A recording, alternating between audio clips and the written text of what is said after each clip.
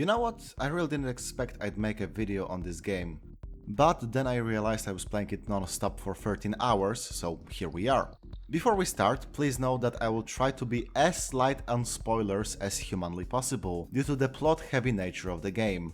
But I also immensely dislike people saying, "Dude, just play it, I can't say anything cause spoilers." So I will touch upon very early story bits and the general structure of the game.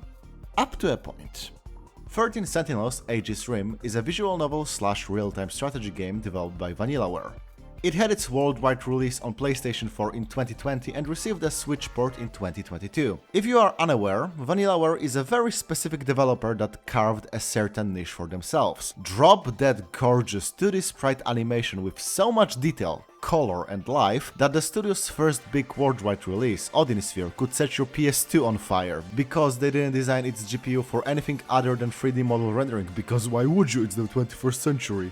This artistic approach lends itself best to side-scrolling beat-em-ups, of which probably the most known is Dragon's Crown.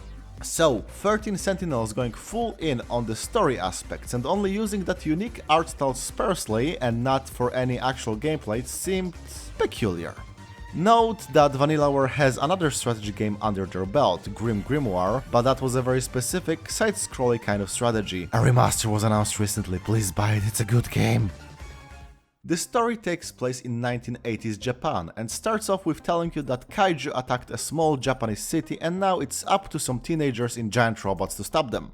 And in between all those fights where giant robots punch giant mechanical monstrosities, you go through visual novel snippets of the stories that led our protagonists to be the giant mech pilots. Rather than telling stories in between the fights like in Power Rangers or something, it's backstories.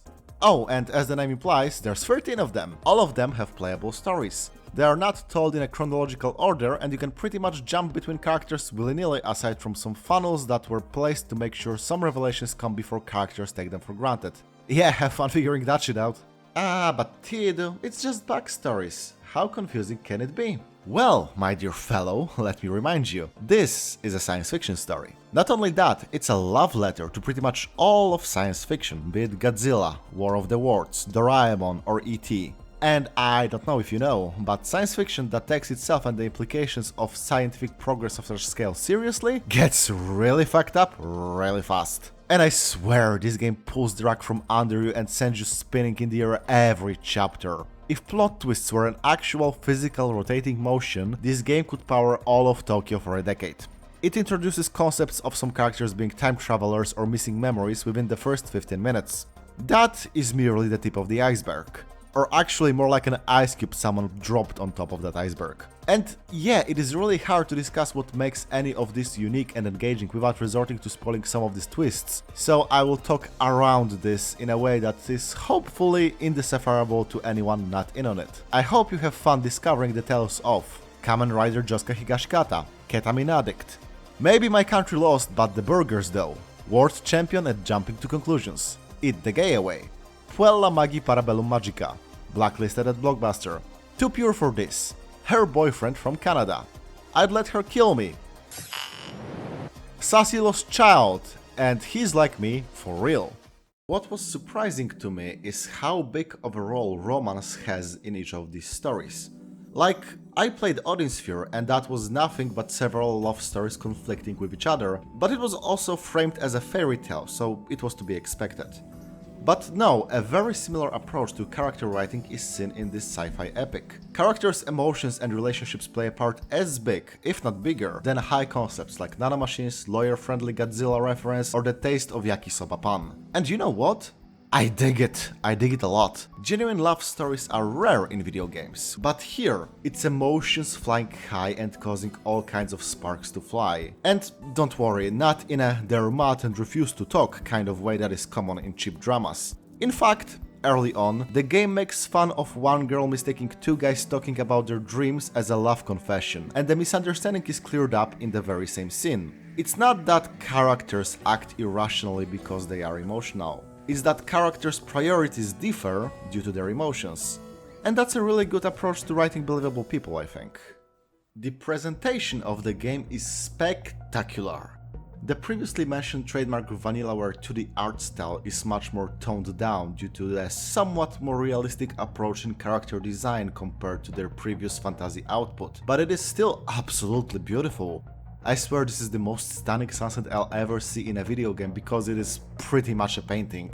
Characters are expressive, the backgrounds are stunning and the music slaps. Both the English and Japanese voice acting are great too, which is high praise for the English cast, considering they had to do it at the start of the pandemic, and apparently most of the line recordings were done at their homes, with little to no directorial oversight, at least not until they sent the lines out. But that might also explain the year-long gap between Japanese and worldwide releases. So overall, yeah, high praise to the presentation in a VanillaWare game, what a concept. However, the graphic situation changes when you get to the actual battles, as trying to convey waves of enemies and all the different Sentinel attacks with the VanillaWare art style would take either an insane amount of frames to draw, or just straight up require a 3D environment that the style wouldn't mesh with. The presentation is much different in combat scenarios. You get Sentinels and enemies represented by tiny dots. When you pick an attack, you get a short preview of what that looks like in universe, letting you fill in the blanks. And then it's just sounds, numbers and exploding Space Invader icons. You might think, well, that's disappointing. I love watching stuff animate in games by that studio. And at first, I was in the same camp. However, counterpoint.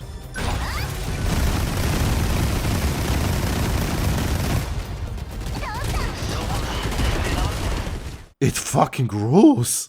In general, I don't think that this scale of confrontation would be possible unless the game was very different, almost EDF-like. And even then, I don't think the same scale could be replicated, as even with those simplistic graphics, my PS4 Pro choked in late game fights due to the sheer amount of bullshit on screen.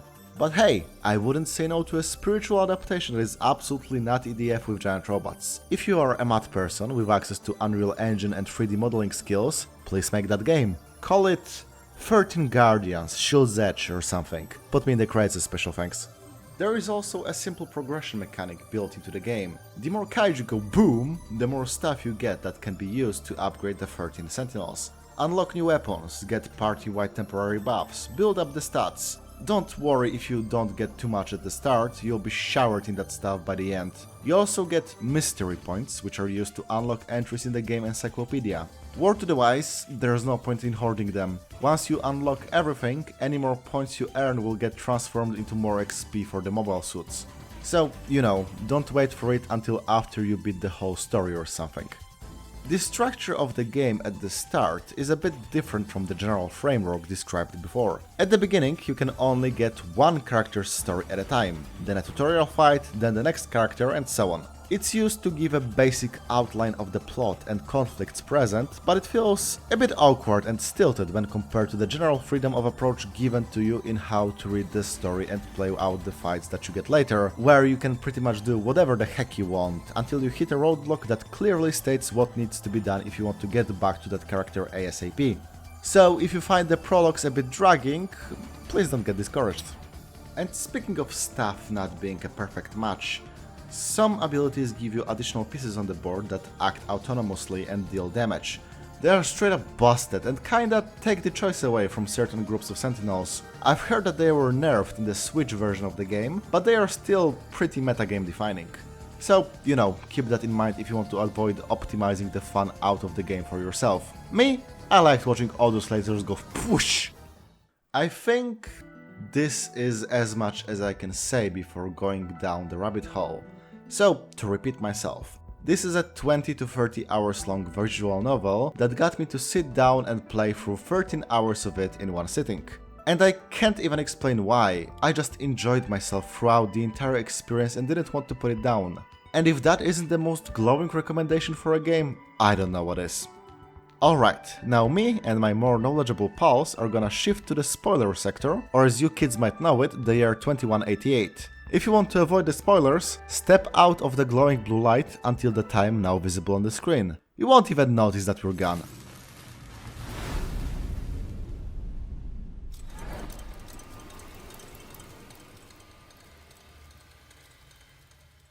Okay, we're safe here. Let's talk business. Man, when someone tells me how a game has a crazy plot and that they can't say anything to not spoil it, it means one thing. The game is gonna fucking lie, and lie a lot.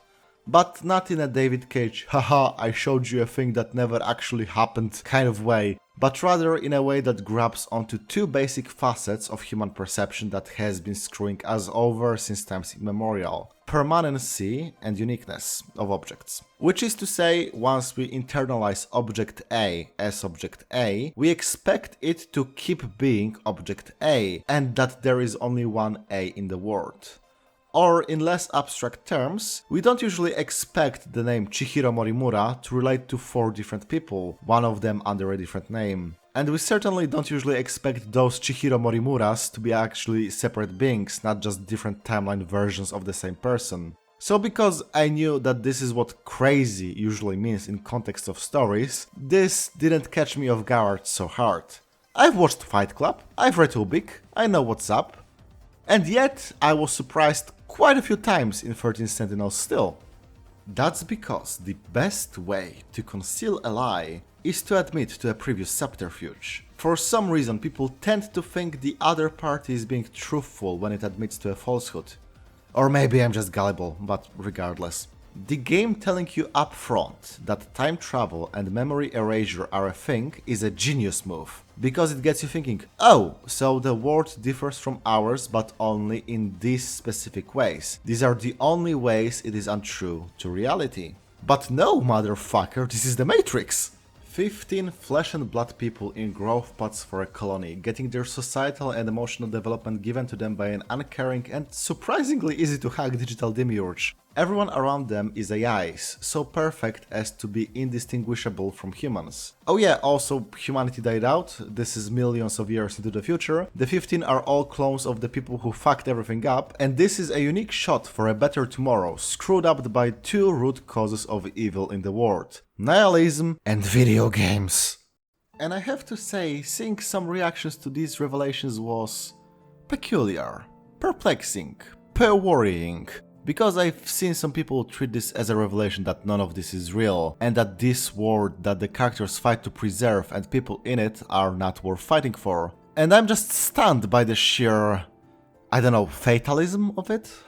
I'm gonna go full white European here for a minute, but hear me out, this is the cultural frame of reference I was born into.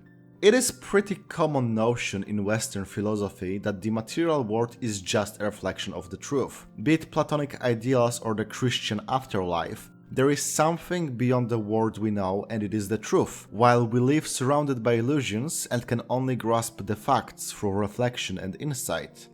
Material plane is to the truth as dreams are to the material plane. But is that to say that we should completely disregard the well-being and personhood of that which surrounds us? Obviously no. This is still reality to us, and even if we have a shot at breaking out of it and reaching further, one has to start somewhere. And just like discarding your childhood once you grow up is a senseless waste, treating everything surrounding you as not real because there is something beyond it is myopic. Actually, myopic means short-sighted. What's the opposite of that? I don't know. Somebody please comment. English is my second language. The truth of the world in 13 Sentinels is a very similar concept brought down to a fully material level. The world is a reflection of the true world beyond it, or at least several historical versions of it. But does it make it not real and should it be discarded? Or does it mean there is work to be done to let everyone step out of the cave and rebuild society anew with a better understanding of the full size of the world? The game ends with the idea that all the AI personalities could be given bodies and life outside of the simulation in a few years, so I think the story itself leans towards the latter. 13 Sentinels also presents a materialist interpretation of the Eastern concept of reincarnation. All player characters are clones of scientists, businessmen and an assassin from 2188. But they are not tied by those past incarnations who were, for the most part, rather unsavory individuals. They are their own people making their own choices. Their path in life is not defined by their genes, even if some things might turn out similar, like Okino and Hijiyama ending up as a couple in both incarnations. The game is, in essence, about a literal material afterlife. Life given after death, a second chance at everything, both to the core characters and humanity itself. It's a spiritual game at its core, even if the one figure that could be called God in its virtual world is unknowable, uncaring, and running on modified code from a tower defense game. I sure talk about religious concepts a lot for someone that considers himself a hardline materialist, but I think this game warrants it. Or maybe I just went full Pepe Sylvia on y'all, I don't know. Let's get back to the present day, present time, ha ha ha ha ha, and the people who dodge spoilers, don't wanna leave them hanging.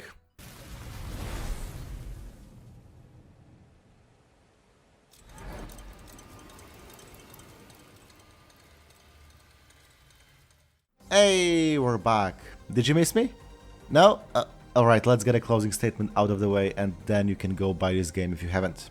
I'm not a huge fan of giant robots. I enjoyed things like Evangelion or Gurren Lagann, but never quite got into Gundam or anything along the same lines. The mechas don't turn me off, but they're not a selling point either.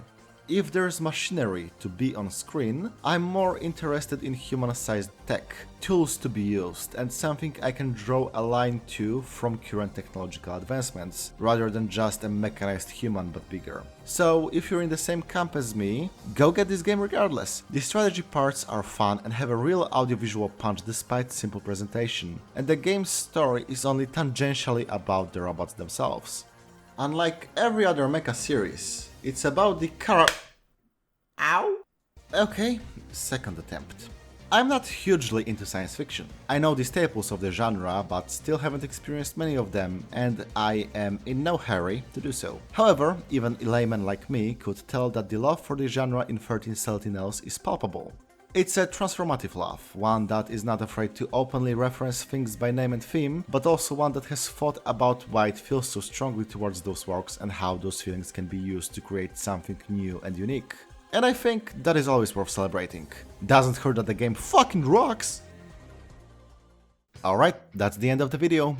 Why did the last video have Metal Gear Solid music at the end if I decided to make a video on a different game? Because I'm a weather vane that doesn't know what he's doing, that's why. As usual, huge thanks to my Patreon supporters, now visible on the screen. They serve as my primary drive to making these imperfect copies of actual video essays. Please consider joining their fray.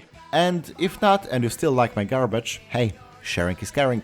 See you in July, when the actual quick and dirty video I mentioned last time will come out.